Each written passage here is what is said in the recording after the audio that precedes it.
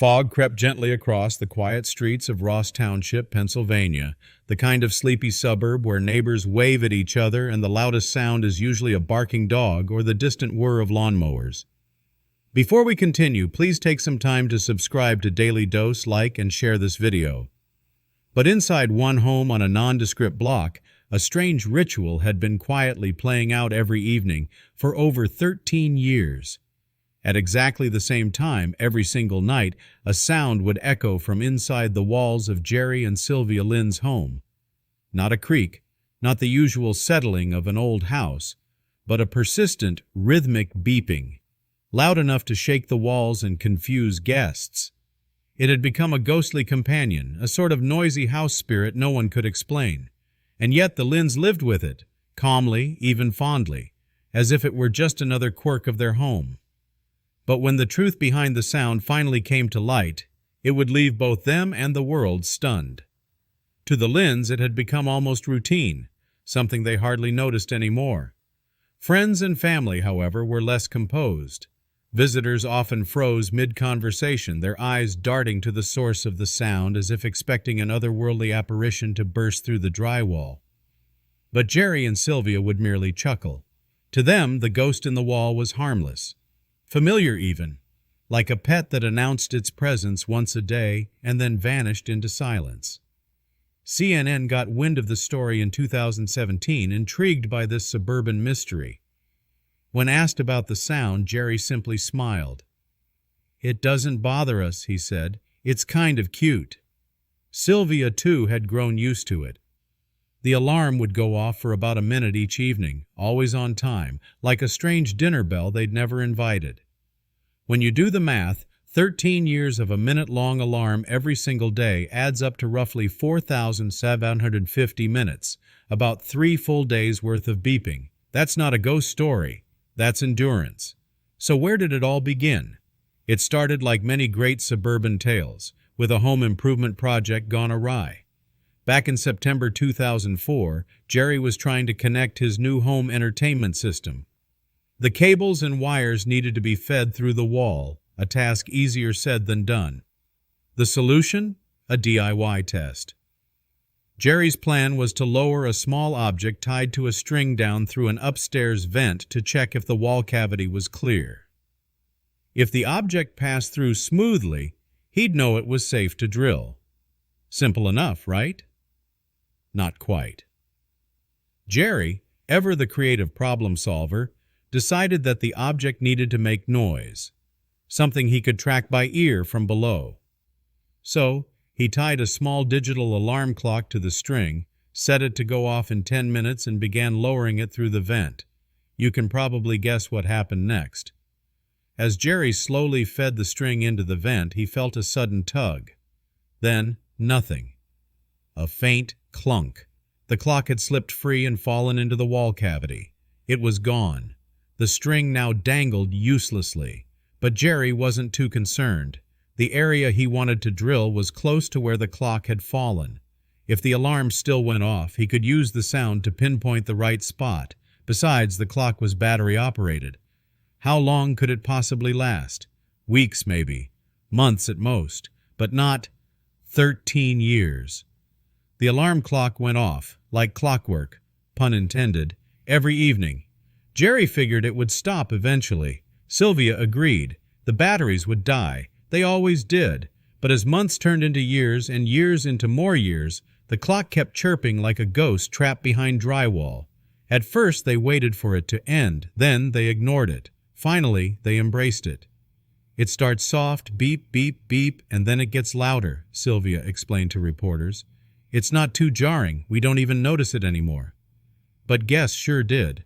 Despite the minor inconvenience, Jerry and Sylvia never considered tearing down their wall to retrieve the clock. It wasn't worth the trouble. It had to die eventually. But the universe had other plans. Word of the mysterious alarm spread, catching the attention of local news outlets and technicians. 2 professionals from Low-Cost Heating and Air, Don McLuchie and Keith Anderson, saw the coverage and reached out. Surely, with modern tools and a bit of curiosity, they could get to the bottom of it. Armed with equipment Jerry hadn't possessed in 2004, they set out to solve the puzzle. It didn't take long. Don and Keith managed to trace the sound through the duct system in the garage. Tucked inside, stuck on a wire like some long-lost relic, was the clock. Faded, but still alive. A survivor of time and insulation. Keith later joked, "This is the first time I've ever had to remove a clock from a duct." And when they pried open the battery compartment, what they found was just as surprising. The batteries, still working after more than a decade, were corroded but not dead. The brand? Rayovac. Suddenly, everyone was making mental notes for their next battery purchase. Jerry himself hadn't seen the clock in over a decade and struggled to recall exactly what it looked like, but when it finally emerged from the wall, he felt vindicated. "I was right. It's a travel alarm and it's digital. Just not the style I remembered," he told KDKA. It was a weirdly sentimental reunion, and yet Jerry stood by his original plan. It wasn't a bad idea, he insisted, just bad execution. After 13 years, a botched home improvement hack had become a full-blown legend. The Lynns decided to keep the clock as a memento, a bizarre little heirloom from a quieter, simpler time when the biggest problem in life was wiring up a television. The clock was no longer just a clock.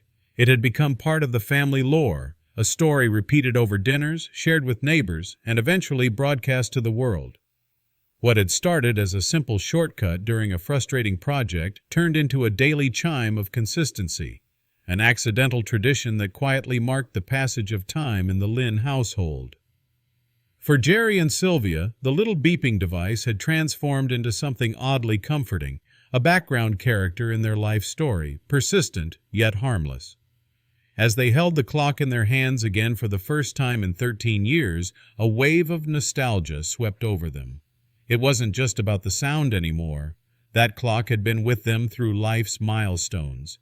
It beeped the night their daughter got engaged, hummed softly during countless holiday dinners, and chimed away in the background as they grew older together. It had, in a strange way, become a soundtrack to their lives. News of the discovery spread quickly, and with it came interviews, articles, and TV segments. People were fascinated by the story not just because of the bizarre mystery, but because of how the Lynns handled it, with humor, patience, and a refreshing lack of panic. In a world obsessed with fixing things immediately, their decision to simply live with the inconvenience struck a chord. It was, in many ways, a testament to human adaptability. They had learned to cohabitate with a mistake and even to cherish it. Don and Keith, the repair technicians, became minor celebrities in their own right after the clock's removal. They posed for photos with the recovered device, chuckling about how a simple service call turned into a moment of local fame. "We thought it'd be just another job," Don said. "Instead, we walked into a story that had been ticking away for more than a decade." As for Jerry, he took it all in stride. He had never seen the point in tearing apart his home for something so small. And now that it was finally out, he could say with a smile that his idea had almost worked. 13 years is a long time, he told one reporter, but honestly, I'm kind of going to miss the sound. It became part of our home. The Lynns kept the clock as a conversation piece. No longer trapped behind a wall, it now sat proudly on a shelf in their living room, a daily reminder of the funny, unexpected twists life can take, and how sometimes the best response isn't to fix a problem immediately, but to let it run its course. What's more fascinating is how this tiny error, this single moment of miscalculation, rippled out far beyond their home. It captivated people around the country. Online forums lit up with theories before the reveal. Was it a prank, a supernatural glitch, a hidden surveillance device? Some even speculated it might be a remnant of the Cold War, a forgotten gadget left behind with a sinister purpose. But the truth, as it turned out, was far more mundane, and yet far more compelling. Because the story wasn't really about a clock.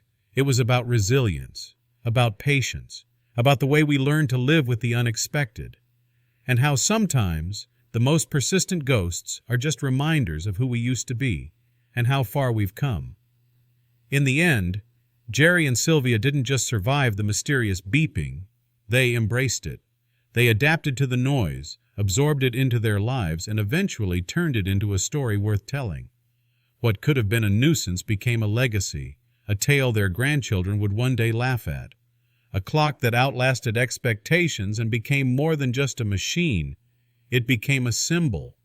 So the next time something small goes wrong in your home, or a plan doesn't quite go as expected, think of the Lynns and their legendary clock. Who knows, maybe that little mishap will turn into a story worth telling too.